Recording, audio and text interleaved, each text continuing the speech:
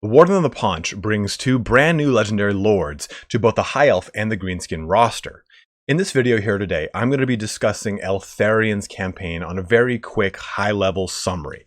The focus of this video, like I've done in the past with previous DLCs, is to give you a sense of an idea for how Eltharion's campaign plays, so that come the actual launch of the DLC, you can decide for yourself, is this the actual legendary lord I want to play? Do I want to play Imric? Do I want to play Grom? I'll be doing one of these for each one of the new legendary lords. It'll be about a 15 to 20 minute video. It's all going to take place around turn 1 or so there's not going to be any spoilers as far as what the campaign includes and what some of these cinematics are. And at the very end, I'm going to add a new addition to these videos where I just quickly go over the Mortal Empire starting locations so that you have an idea of where they are on the map and what's around them. But let's get started here on Eltharion's grand campaign, the Warden of Tor Yvresse. Here we are at turn 1 of an Eltharion campaign. And of course, you know that I am amazingly stoked on this campaign. Favorite character here. So there are a lot of things going for this campaign. It has a lot of mechanics. Athel Tamara is one of them. The Mists of Yvresse, the Defense of Yvresse, Grom the Paunch's Siege. So we're going to go through all those here, and I'll kind of give you an idea of how it all works. So Athel Tamara and the Mists of Yvresse. Yvresse Ruined Inner Sanctum allows you to train highly skilled Mistwalker units and detain dangerous enemy characters captured in battle by use of the Warden's Cage ability, or by chance in auto-resolved battles. Upgrading Athel Tamara's facilities requires Warden supplies obtained by carrying out prisoners' actions or inducting characters into your Mistwalker ranks. Then the Mist of Yvresse go on to cause attrition. They help boost your forces. You can also get some additional abilities of it. And they're also, your defense level here is dictated by your Ladriel's Blessing. Right out the gate here, you have a lot going than you would for a normal Vortex campaign for the High Elves. And this is the same thing for the Mortal Empires. The only difference is that there's no Grom's Arrival. Now, if we take a look over here at Eltharion, he starts with the War Lions of Trace, Arcane Phoenixes, and then the Silveren Guard and a Regiment Renown unit of the Athel Tamara Faith Bearers, which are a special unit of the Silveren Guard. They instead have swords instead of swords instead of spears, and they've got Frenzy. They're a very strong, very cool unit. And if we look at the faction effects for the Realm of Mists, we get some pretty nice things here. Access to the Dungeon of Athel Tamara, as CA has called it, is Eltharion's Batcave. Can spread the Mists of Yvresse, cloaking Eltharion and his allies land in a defensive shroud. Diplomatic relations -80 with greenskins and recruitment rank +3 for spear infantry and ranger units. So you can actually get a very nice, very strong core of units that are really going to carry you into the mid-late game until you really start getting a lot of those nice Swordmasters of Hoeth and Phoenix Guard going. So Eltharion is a very defensive campaign, and we'll talk more about that as I further this along. The Warden's Cage is a very nice ability, and this is only in single player, it's not in multiplayer, and it will lock a unit down. So it'll basically, they can't move, it'll do persistent damage to the unit, and it'll also reduce their melee defense by 48 and their armor by 60. So it really makes Eltharion a just beater of worlds when it comes to just a one-on-one duel and deleting people off the map. And when we take a look at Eltharion's skills, you can see how that really plays into this. He's got the Warden of Yvresse trait, giving him immune to barren wasteland attrition, so if you want to go bring the fight to the enemy, which you probably should as part of the quest, and we'll talk about that in a bit. Leadership for spear and ranger infantry, melee defense for them as well, and then lastly, causes fear when fighting against greenskins. So really, really awesome traits here, paying that direct homage to Eltharion's grand legacy against Grom the Paunch and his many incursions into the Badlands against the greenskins. Looking at his skills, he also has some very interesting skill lines. He's got his Talisman of Hoeth. This is going to reduce the magic cost of Hand of Glory, increases Winds of Magic power reserve, help out with the Mist cast base chance -20%, and it enables the second portion of the High Elf casting line for high magic. Without this, he can use these first ones, but not the latter. So Talisman of Hoeth, just like for Azag, which enables the Lore of Death for him, the advanced Lore of Death, this enables the advanced high magic. He's got the Helm of Yvresse here, which is an amazing defensive capability and armor piece here. It's going to increase his armor by 25, getting up to 125 in total. Lords are leadership plus 5 in the Lord's army, and a nice 5 public order. Now, the ability of the Helm of Yrvresse, as we've covered in the High Elf Unit Guide video, is the ability to make it so that entities cannot die while ability is active. You can use this on either a hero, a lord, or an individual unit of men, and they're also unbreakable. So, if you want to say let's just say you've got your Faith Bearers down there, that Regiment of Renown unit. You can use the Helm of Yrvresse on them. They will take damage down to 1 health point on all of their entities, their models, as I call them. And then you can use Quench, Apotheosis, to heal them back up to hopefully somewhat of a full health. So the Helm of Yrvresse is a really great way to keep your units alive. Now you also get the Fang Sword of Eltharion. Now this one is beastly, giving him bonus infantry plus 10, speed plus 15%, enemy siege holdout time -4, and a nice huge burst damage buff with the 31 seconds of 25% AP damage plus 44% physical resistance. Again, defensive, defensive, defensive. This guy, even though he can burst down characters hard and fast, especially when he picks up Stormwing to make him just a powerhouse, he can still hold the line very well. And that is the crux of this campaign. I'm going to beat that one to a dead horse. I know that's not the saying, but I'm rolling with it. Eltharion is all about holding Yrvresse, and that is the ultimate goal of his campaign, is to win a siege against Grom the Paunch. So he has all these defensive characteristics built into his character. And we get all the way over here to the typical kind of top end of the skill tree. Now he also has his unique portion. Now Storm of Blades gives him an additional 55 armor-piercing weapon damage, and then an additional speed of 15%. So if you stack this with the Fang Sword, which gives 15 innately, you're going to get an additional 30% in speed, on top of his Stormwing, which is already at 90 speed to begin with. At rank 14, if you were to pick up the Fang Sword and Storm of Blades, you're going to be swinging through the map in no time. Now, Break Upon the Walls helps and gives 10 armor for shielded units and the ability Unending Volley. Now, I don't have it. I don't have it on here, but Unending Volley essentially replaces or replenishes the ammunition of all of your archer units when you click on it. It's a missile unit specific. It's not like an ability over here on the right side. You'd click a unit and press Unending Volley. Shield Warden here also helps out by giving you plus 515 for all units when defending, and you're going to be doing that as part of the main portion of your quest. Construction cost minus 25% for wall and garrison buildings, and construction cost or time -2 for wall and garrison buildings. You stack this with the Administrator perk, it's going to make building up the walls and defensive portions of your entire nation very quick and easy. A World Asunder is going to help you with your cooldown for Mistwalker Barrage. We'll go over that in just a second. And it's going to help with enemy leadership, and we're going to cause a little penalty with some public order. Lastly, we've got a Unyielding March. So your campaign movement range is plus 10%. Recruitment cost is minus 25% with a global recruitment capacity of plus 2. All culminating in Grim Discipline.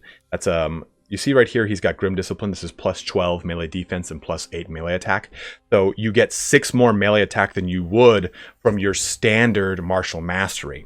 Now, Grim Discipline is going to give this to the entire army. It's going to replace martial mastery and martial prowess.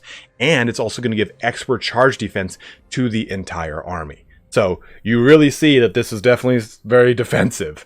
And he is the only character that can be dedicated to Ladriel. And this one's important because it's a 2-click perk, and at the very end of it, it makes it so that your Mistwalker units are just disgusting.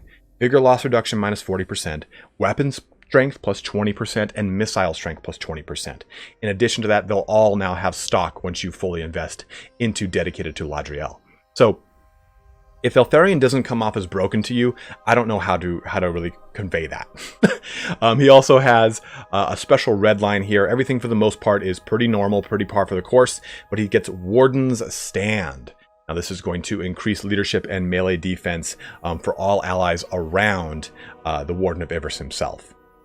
So you can really see here that he gets a lot of really great abilities, and his special Lord line is built towards, again, holding the line. And I really, really, really am stoked on it.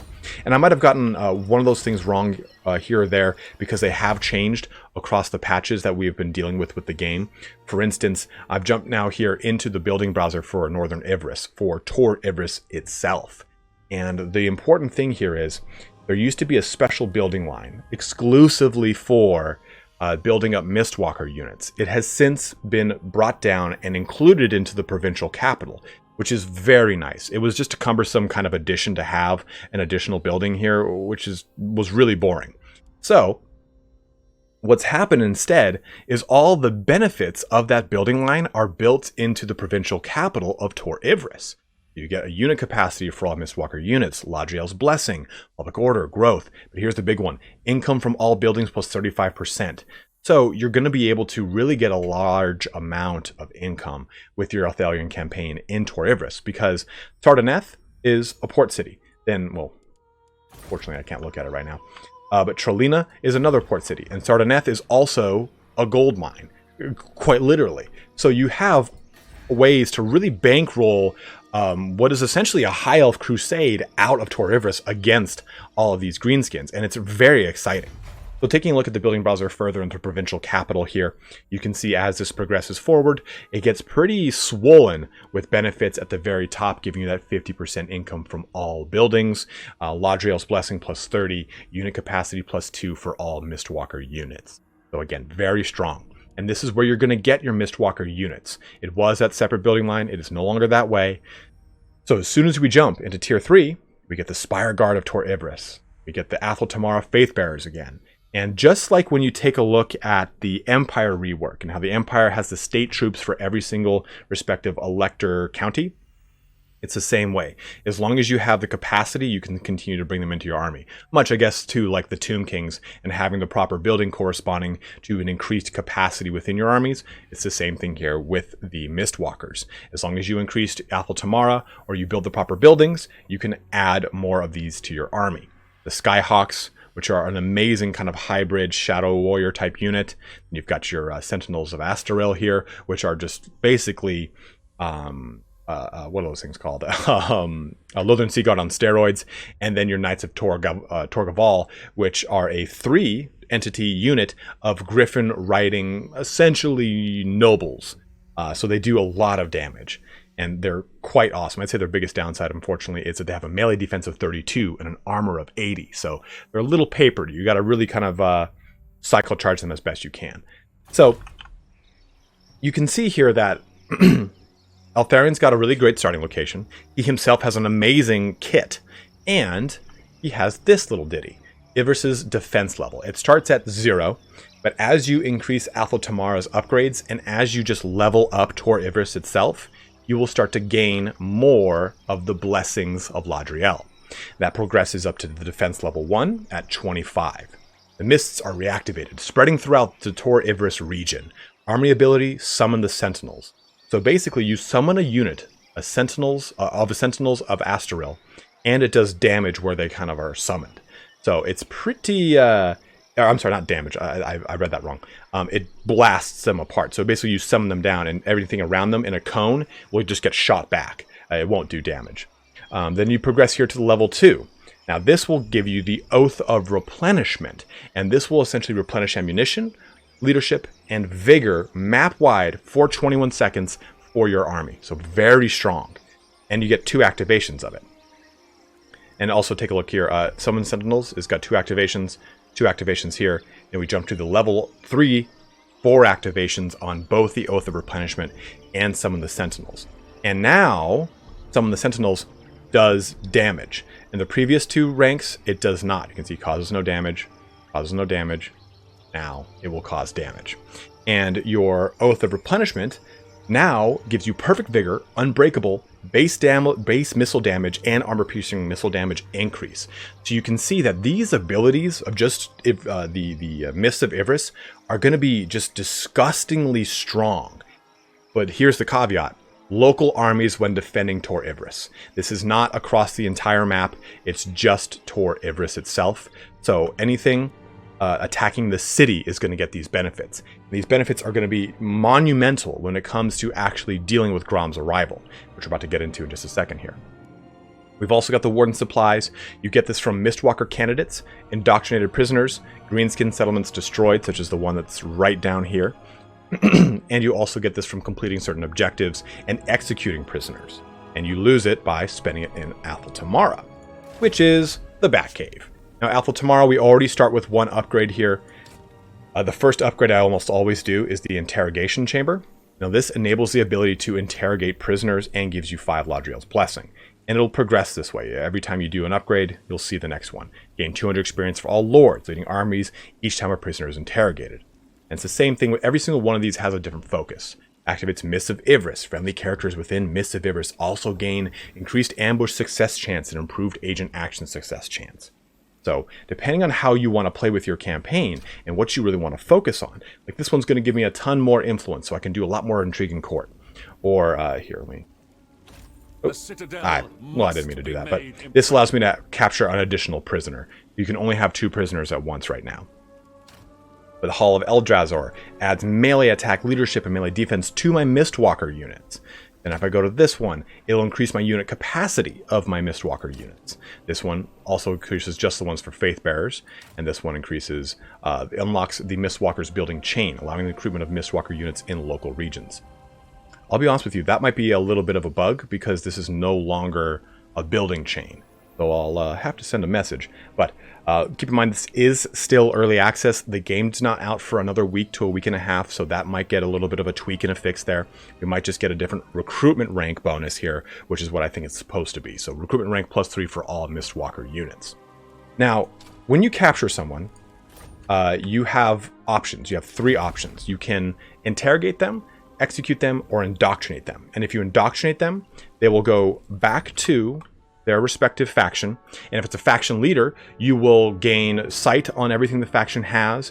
You will gain additional money from them. Basically, they're an insurgent for you, giving information and money back to you. Executing them gives you a huge boost to your supplies and your blessings, but you don't get any persistent effects throughout the game. It's basically like, do you want a high reward or do you want a low reward over that kind of spans over time? Now, the last one here, this one, interrogate, is very important. And why it's important is that you can basically take the faction effect of another unit and put it in your army. So, for example, if I were to take the legendary lord, Ernesta Saltspite, and interrogate her, well, black powder now is I get access to black powder across my entire high elf army. Okay, well, you know what? I'm going to do it to the dark elves. Okay, well, now I get murderous prowess. So using Interrogate is a great way to add a lot of utility and strength to your army, especially when it comes to Grom's arrival. Now, if I click this little button here, I can see that there are 3 quests. Missions issued. Capture and occupy the following settlement. Into the Badlands. Warden supply generators 1 per turn. I get increased unit capacity and a public order. And a nice little jump of money. I just go capture and occupy Galbaraz. And it's pretty much, hey, go do a crusade against the Greenskins, and you will get all these benefits. Now, you don't need to do that. I can just wait 150 turns, and then the final battle will trigger. I don't get a choice. It just starts. Or I can press this button, and I can fight it right now. So you have a lot of really fun kind of playability in this campaign, which I really enjoy. It's not just simply, okay, go do your Vortex campaign and be done with it. I like that you can do a lot of different custom things here. It's not just the same old for the High Elves. You've got this really cool mechanic with the Warden supplies that you're going to be getting to upgrade Eltharion. And Eltharion is a really fun extension of the High Elf roster by using all the fun new Mistwalker unit. I really, really enjoy and think there's a lot of strength in Eltharion's campaign. I think that it adds so much to a playthrough for the High Elves because, on one hand, you are a strong crusading force looking to just kind of reap out from Tor Yvresse and do tons of damage to the orcs.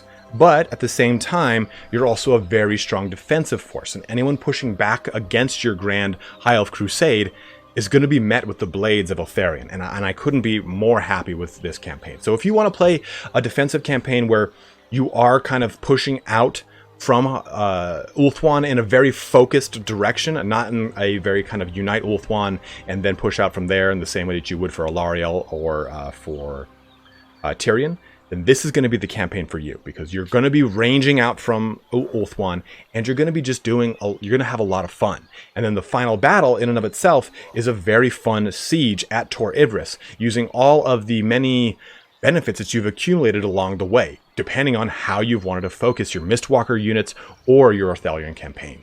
Let's quickly just jump over to Mortal Empire so you can see that map real quick. That kind of reaffirms this big, grand High Elf Crusade. Well, this is one of my campaigns for Eltharion, and before we jump over to the Mortal Empires, there's two things I wanted to talk about that I said I would talk about, but I didn't. So for one, this is the Mistwalker's Barrage. We know that the dedicated to Ladriel reduces the, Grim Discipline reduces the recast on this, but when you're in combat, every 30 seconds, this thing's going to bombard around you for 4 seconds and do damage. So it's a really great way to clear out things around Eltharion. In addition, we get Grim Resolve, or Grim Discipline. Now this will replace Martial Mastery, like I've said before, giving it 12 melee defense and 8 melee attack. This will replace both Martial Mastery and Prowess. So I did want to showcase this because I said I would, and I didn't properly do it during the video. And lastly, this is the Prison of Athel Tamara with the 3 options here to Indoctrinate, in which case you're going to provide a campaign line of sight, stealing some of the income of that parent faction, and gain some influence, as well as Warden Supply. Then there's Execute, which will give Eltharion experience, an additional bit of influence, and then the 3 Warden Supply. And lastly, you have Interrogate, which will take, like I said before, the faction-specific ability and apply it to your Mistwalker unit. So I've already done this for that unit. If I click on my Mistwalker units here, let me find them.